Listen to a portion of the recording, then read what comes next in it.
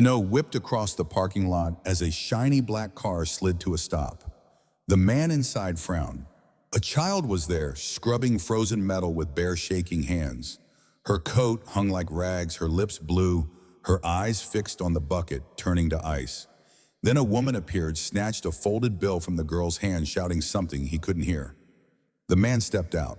For a moment, time itself froze. He didn't know that in the next few minutes his life would never be the same.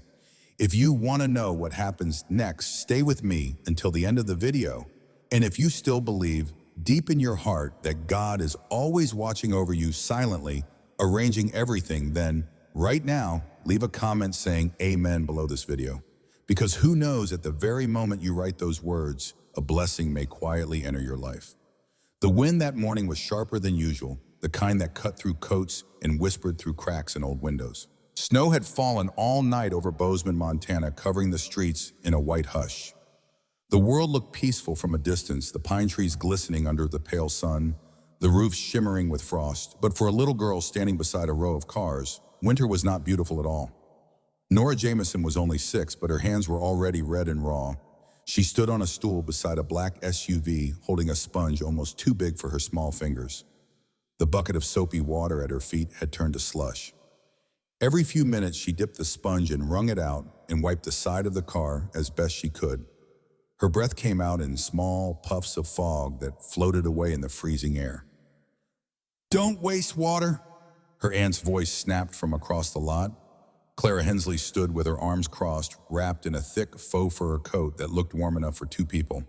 She was talking on the phone, her free hand clutching a paper cup of coffee, but her eyes never left Nora. "Yes, she's helping," Clara said into the phone, forcing a laugh. "Gotta teach them young, right?" Nora couldn't hear the rest. She just nodded when Clara pointed and went back to scrubbing. Her fingertips stung, but she didn't cry. She had learned not to. Crying only made her aunt angry. The cars that came through the lot were always shiny SUVs, pickups, a few sports cars now and then. Tourists mostly. They were headed toward Big Sky for the holidays, their trunks full of gifts. Some of them smiled kindly at Nora when they saw her working a tiny figure in a too big coat and mismatched boots. A few even slipped folded bills into her hand when Clara wasn't looking. But by the time they drove away, those bills were always gone. Clara had a way of making money disappear. "People are just being polite," she'd say. "You don't need this, Nora. I'll keep it safe for you." Safe. Nora had learned that word could mean anything. It could mean food, or it could mean Clara's next online bet. Still, Nora tried to be good. She liked the feeling of doing something right, even if no one said thank you. And every time a car drove away, leaving only tire tracks in the snow, she hummed a soft tune under her breath, Silent Night, the one her mother used to sing when the power went out and they had to sit by a candlelight. That song was the only warm thing Nora had left of her mother. By noon, her small hands could barely move. The bucket was mostly ice now, and her nose was red and running. She glanced toward Clara, who was leaning against a car, scrolling through her phone. Nora hesitated, then spoke, her voice trembling like her breath. "Can I go inside for a minute, just to warm up?" Clara didn't look up. "Not yet. There's still one more car. You can rest after that." Nora nodded. She never argued. Across the street, a silver sedan had just pulled in. The driver's door opened, and a man stepped out, brushing snow from his jacket. He was younger than most of the customers, tall, clean-shaven, wearing a dark wool coat and gloves that looked expensive.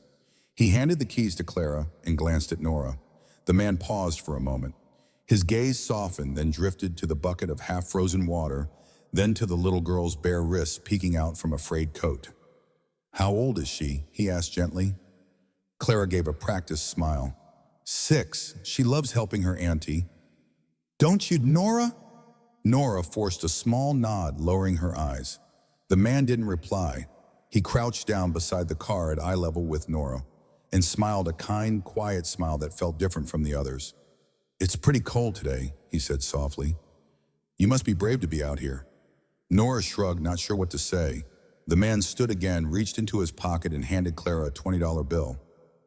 "For the little one," he said.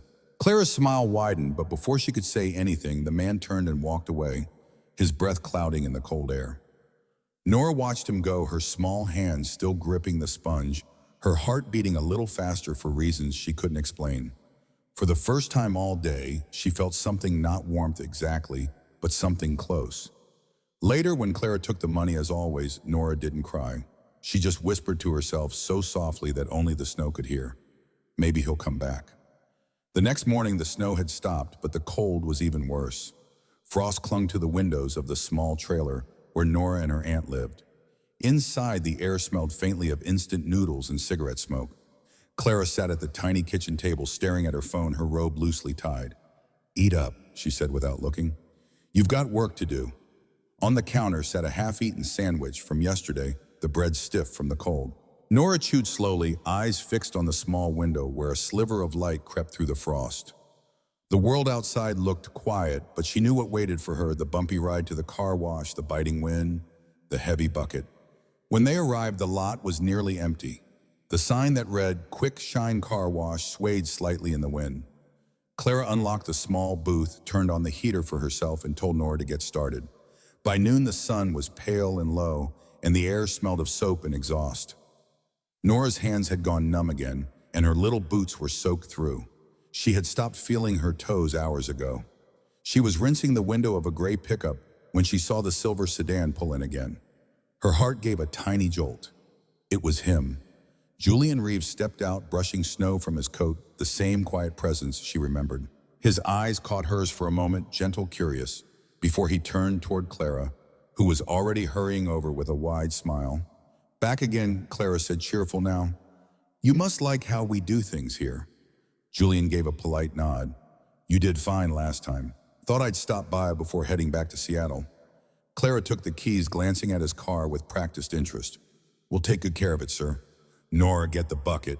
Nora obeyed, dragging the heavy bucket across the icy ground. Julian's gaze lingered on her for a moment, then he spoke softly. "She shouldn't be out here in this weather." Clara laughed lightly. "Oh, she's tougher than she looks. Aren't you, Nora?" Nora nodded again, eyes down. She began washing the front bumper, the icy water stinging her wrists. Julian knelt nearby, pretending to check the tire pressure, but his voice lowered so only she could hear. "Do you go to school, Nora?" She hesitated. Sometimes she whispered. "When Aunt Clara says it's okay," he frowned slightly. "And your parents?" "They went away," she said after a pause, her voice barely audible. Julian's chest tightened. He didn't press further. Instead, he stood and took a long breath, watching her small hands move with quiet determination. She was doing her best, even when no one thanked her. When Nora finished rinsing the car, Julian reached into his pocket and pulled out a folded bill. This time he crouched beside her and pressed it gently into her mittened hand. "For you," he said. "Buy something warm." Her eyes widened. I can't, Aunt Clara." "Just keep it," he said softly. "She doesn't have to know." Before she could answer, Clara's voice sliced through the cold. "Nora, what are you doing? Get back to work." Julian stood, his jaw tightening. "She's finished. I'll take it from here." Clara blinked, startled by his tone, then forced another smile. Of course. She's a good little helper." Julian said nothing more. He thanked her curtly, and drove off. From the rearview mirror, he saw Nora watching him go, the corners of her small mouth trembling as she hid her hand inside her coat pocket. Inside her glove, the bill was damp from melted snow, a secret warmth she didn't dare believe in yet. That night, back in the trailer, Clara rummaged through Nora's coat as she often did. She found the wet bill, straightened it, and smirked. "You can't keep secrets from me," she said. Nora said nothing. She just stared out the window where the snow was falling again, whispering another verse of Silent Night under her breath. Miles away, Julian sat in his hotel room, staring at the steam rising from a cup of coffee. He couldn't shake the image of the little girl in the cold. Her face haunted him, not in a painful way, but like a quiet plea that settled somewhere deep inside his chest. He had grown up poor in a small Oregon town, raised by a mother who worked double shifts, and still found time to tuck him in with the same lullaby, Silent Night. It was the first song he had ever heard, and now somehow it had found its way back to him through that child. The next morning, he packed his things and checked out of the hotel. Before starting the engine, he paused, glancing at the snow-covered road ahead. Seattle could wait. Something in his heart told him he wasn't done in Bozeman yet. He turned the car around. The storm rolled in faster than anyone expected. By late afternoon, the sky had turned the color of iron, and thick snowflakes swirled through the wind like torn feathers. Streets emptied, lights flickered, and the world became a blur of white. Julian Reeves gripped the steering wheel as his sedan crawled down the icy road.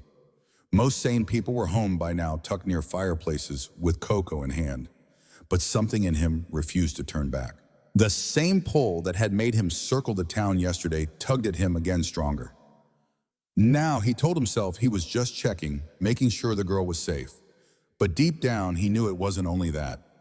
Something about her, the quiet dignity, the way she never complained, had left a mark that wouldn't fade. When he reached the Quickshine car wash, the sign creaked in the wind.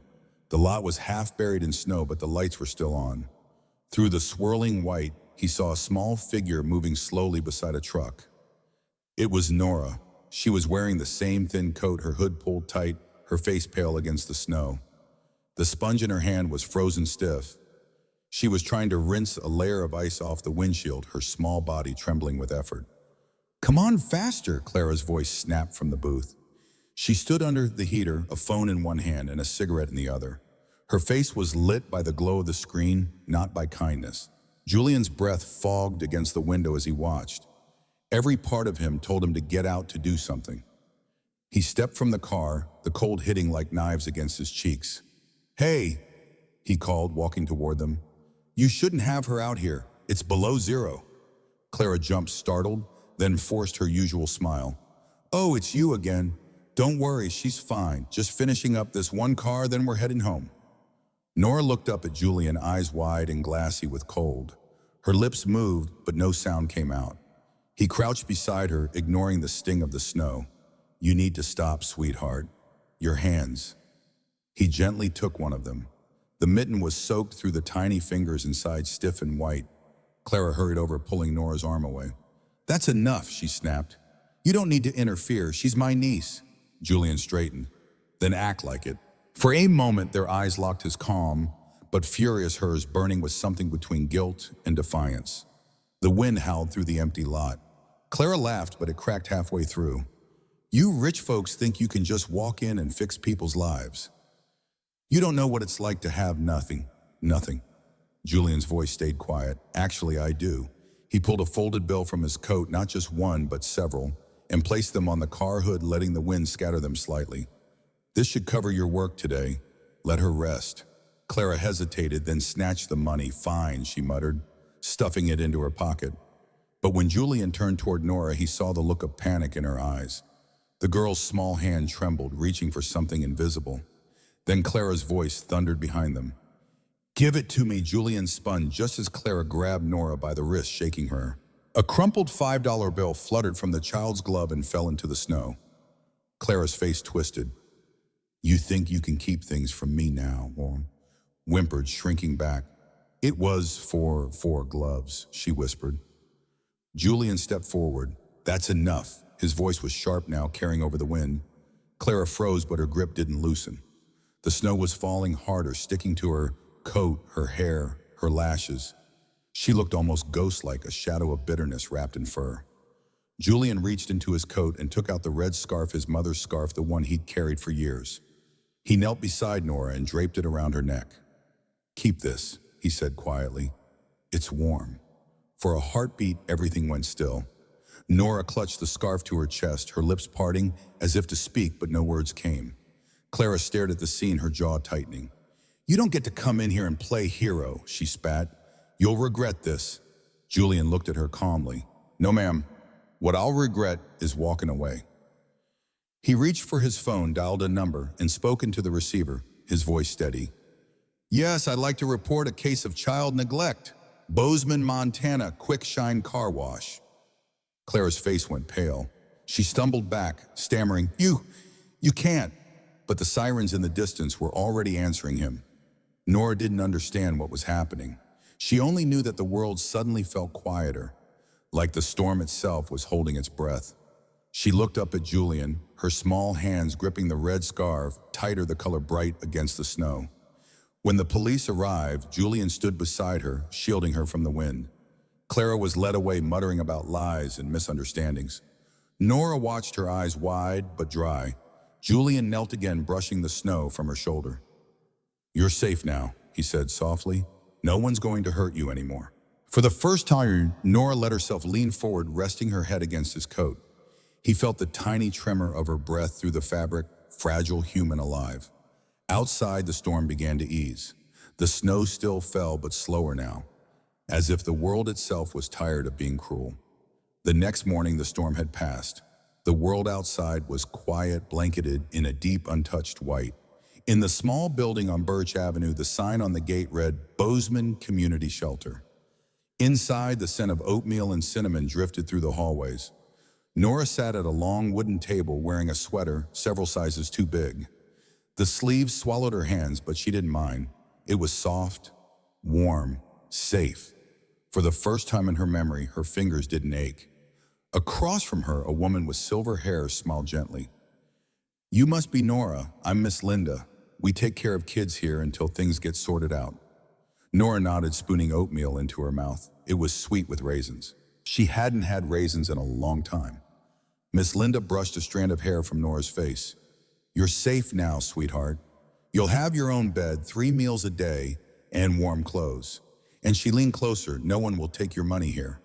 The little girl looked up, unsure whether to smile. Outside, the door opened, letting in a burst of cold air. Julian Reeves stepped inside, shaking snow from his coat. His eyes scanned the room until they found her. Nora's spoon froze halfway to her mouth. Then slowly she smiled, small, shy, but real. Julian walked over, holding something behind his back. "Hey there," he said softly. "How are you feeling?" She nodded. "Warm. That's good." He knelt beside her chair, pulling a small paper bag from his coat. Inside were a pair of wool gloves, tiny but thick. "These are for you." Nora slipped them on her fingers, disappearing inside the soft gray wool. "They fit," she whispered. Julian smiled. "Perfect. That means they were waiting for you." Miss Linda came over, shaking his hand. "You must be Mr. Reeves. Thank you for what you did yesterday. That child didn't deserve any of that." Julian hesitated. "No child does." He looked back at Nora. "Can I check on her sometimes?" "Of course," Linda said. "We're grateful to have someone who cares." For the next few weeks, Julian returned often. Sometimes he brought books, sometimes cookies, sometimes just a smile.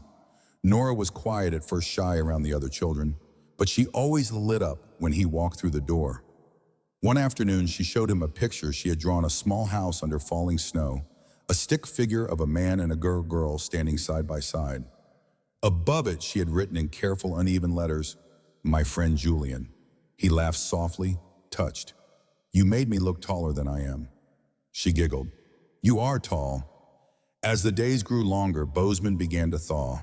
Snow melted into rivulets that ran down the sidewalks.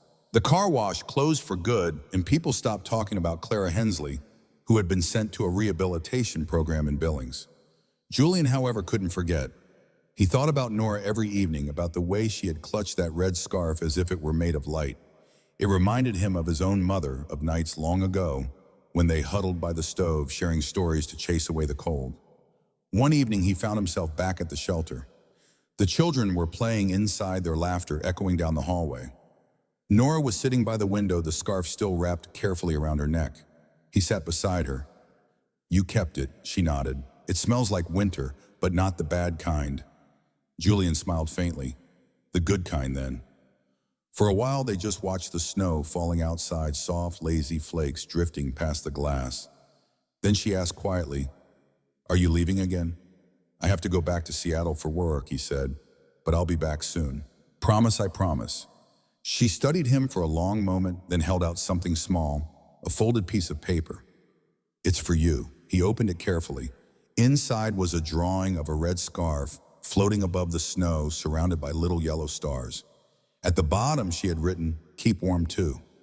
He swallowed the lump in his throat and smiled. "I will." That night, as Julian drove back to his hotel, he realized something had changed. For years, he had built companies, made deals, filled his life with numbers and meetings, but nothing had filled the quiet ache inside. Until now. The next morning, he called Miss Linda. "I'd like to sponsor the shelter," he said simply. "More coats, more books, better beds, whatever they need." Linda paused on the line, touched. "That's very generous, Mr. Reeves." "It's not generosity," he replied. "It's gratitude." Back at the shelter, Nora played near the window, tracing shapes on the foggy glass. Outside, sunlight spilled across the snow, turning it golden. She didn't know what tomorrow would bring, but for the first time she wasn't afraid. Somewhere in the distance, church bells rang their sound, drifting softly through the cold air. Nora pressed her gloved hands together, closed her eyes, and whispered the words she had once sung through chattering teeth. Silent night, holy night. And for once, it truly was. Snow returned to Bozeman in December, soft and steady this time, like a memory gently replaying itself. The town glowed under strings of yellow lights, wreaths on every door, and laughter spilling from the bakery, where cinnamon rolls baked fresh each morning. The world felt alive again. But for Julian Reeves, this winter carried a different weight. He parked his car outside the Bozeman Community Shelter, watching children chase each other through the frosted courtyard. Their voices rose in bright bursts of joy, sharp and fleeting, like birds taking flight. Somewhere in that swirl of sound he heard her laugh, light, hesitant, unmistakable. Nora. She was bundled in a red coat, now the same shade as the scarf around her neck. Her cheeks glowed pink, her boots left tiny tracks across the snow. When she spotted him, she froze, then broke into a grin that melted every trace of cold. "You came back," she cried, running toward him. Julian crouched just in time to catch her. "I promised, didn't I?" Her arms wrapped around his shoulders, small but certain. For a moment, all the noise of the world, the wind, the bells, the chatter, seemed to fade into silence. Miss Linda approached, smiling. "She's been asking every week if you'd really come for Christmas." Julian chuckled softly. "I couldn't break a promise like that." Inside, the shelter smelled of pine and cocoa. A tall Christmas tree stood in the corner, decorated with paper stars cut out by the children. Nora tugged at Julian's sleeve, guiding him closer. "I made that one," she said, proudly pointing to a small star near the top. "It's got both our names on it." Sure enough, in shaky handwriting, Nora and Julian gleamed in glitter glue. "It's perfect," he said, voice low but full of warmth. "Just like you." Nora giggled and ran off to help another child hang candy canes. Julian stood watching her, the way she moved now, lighter, freer, and felt an ache of gratitude so deep it almost hurt. Later, when the room quieted and snow began to fall again, Julian and Miss Linda sat by the window with cups of coffee. "She's come a long way," Linda said softly. "She used to wake up crying. Now she sleeps through the night." Julian nodded. "Kids are stronger than we think. She talks about you, you know. Says you're her Christmas angel." He smiled, a little embarrassed. "I'm no angel, just someone who got lucky enough to be in the right place at the right time." Linda shook her head. "No one's ever just in the right place by accident." Across the room, Nora had found a piano old, slightly out of tune. She pressed one key, then another, humming under her breath. The melody was soft but familiar. "Silent Night," Julian murmured. "She hums that song all the time," Linda said. "Says her mom used to sing it." Julian's gaze lingered on the child, the notes weaving through the quiet hall like snowflakes that refused to melt. Something inside him shifted, the ache that had followed him since his own mother died, finally easing, replaced by something simple and whole. When Nora noticed him watching, she waved him over. "Play with me." He laughed. "I don't know how, just try." He sat beside her, pressing a random key. It rang off-key, but she clapped anyway. "See, you were good at it." They played like that for a while, one note at a time, laughing when it sounded wrong and trying again. It wasn't music, not really, but somehow it was exactly what they both needed. After dinner, the children gathered near the fireplace, opening small gifts wrapped in brown paper. Nora unwrapped hers carefully, a small storybook and a tiny snow globe with a cabin inside. She shook it, eyes wide, as the flakes swirled around the little house. "Do you like it?" Julian asked. She nodded. "It looks like the place I want to live someday." "Tell me about it." "It's got a red door," she said. "And there's always soup on the stove, and no one ever yells." Julian's throat tightened. "That sounds like a wonderful place." She leaned closer. "You can come visit if you want." He smiled, blinking back the sting behind his eyes. "I'd like that." The night wore on. One by one, the children drifted off to bed. The fire burned low, crackling softly. Nora fought sleep, her head nodding against Julian's arm. "Go on," he whispered. "Close your eyes. Will you still be here when I wake up?" "I will." Her small hand found his fingers curling tightly around his thumb. Within moments, her breathing steadied the rhythm, slow and peaceful. Julian sat there long after watching the flames.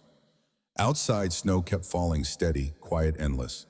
But inside the shelter, warmth had returned not just from the fire, but from something deeper: connection, forgiveness, love in its simplest form. When he finally stood to leave, he pulled the blanket higher around Nora's shoulders. The red scarf slipped loose, brushing his wrist. He tucked it gently back under her chin. "Merry Christmas, kiddo," he whispered. "You saved me too." Outside, the bells from St. Mary's Church began to ring. Their sound rolled through the night, clear and bright. And somewhere deep inside him, Julian knew this was what home felt like. Morning drifted in softly over Bozeman, brushing the town in pale gold. Snow covered everything again, thin and shining like the world had been forgiven overnight. Inside the shelter, the fire had burned low and the smell of cocoa still lingered in the air. Julian Reeves stood by the window, coffee in hand, watching sunlight spill over the frozen roofs. Behind him, Nora stirred awake on the couch, rubbing her eyes with tiny fists. For a moment, she looked lost between dream and morning. Then she saw him. "You're still here," she whispered, smiling. He turned, warmth spreading across his face. "Told you I wouldn't leave without saying goodbye." She sat up, clutching the red scarf tighter. "You have to go back now, don't you?" Julian nodded. "For a little while. I've got work to do." "Work sounds boring," she said seriously. He chuckled. "Sometimes it is. But it helps me help people. Like this place," her eyes brightened. "Like me, exactly like you." Nora reached out, touching the edge of his sleeve. "Can I keep the scarf forever?" "It's yours now," he said. "Whenever you wear it, think of warmth, think of home." She tilted her head. "But what if I forget your voice?" Julian crouched down, meeting her gaze. "Then just listen to the wind. I'll be somewhere in it cheering you on." Outside, the world was waking. The shelter's chimney puffed smoke into the clear air. The town seemed smaller somehow, but also softer, like it had learned to breathe again. Before leaving, Julian knelt beside her once more. "You're brave, Nora. Don't ever stop singing, all right?" She nodded solemnly. "That's what Mama used to say." He smiled. Then she was very wise. When he finally stepped outside, the cold met him gently, not harshly as before. The snow crunched beneath his boots, each step marking both an ending and a beginning. As he drove away, Nora stood by the window, her small hand pressed to the glass. The red scarf glowed bright against the morning light, a single spark of color in a white world. Weeks passed, then months. In his Seattle office, Julian began receiving small letters, uneven handwriting on lined paper. "Dear Julian, we made muffins today. I gave one to Miss Linda. The scarf still smells like Christmas. Love, Nora." He read each one slowly, carefully folding them and placing them in a drawer beside his mother's photo. On difficult days when meetings blurred and numbers meant nothing, he would open that drawer and breathe again. In spring, when the snow finally melted, Julian returned to Bozeman. The fields were green now, dotted with yellow wildflowers. He found Nora waiting by the gate, taller, her hair longer, her smile the same. "You came back," she said, running to him. "I told you," he laughed. "I always keep my promises." They walked along the riverbank, tossing pebbles, talking about school and dreams. She told him she wanted to be a teacher someday, so no kid feels small again. Julian smiled. "That's a perfect dream." As the sun dipped low behind the mountains, he realized something simple and quiet. Sometimes the ones we save end up saving us.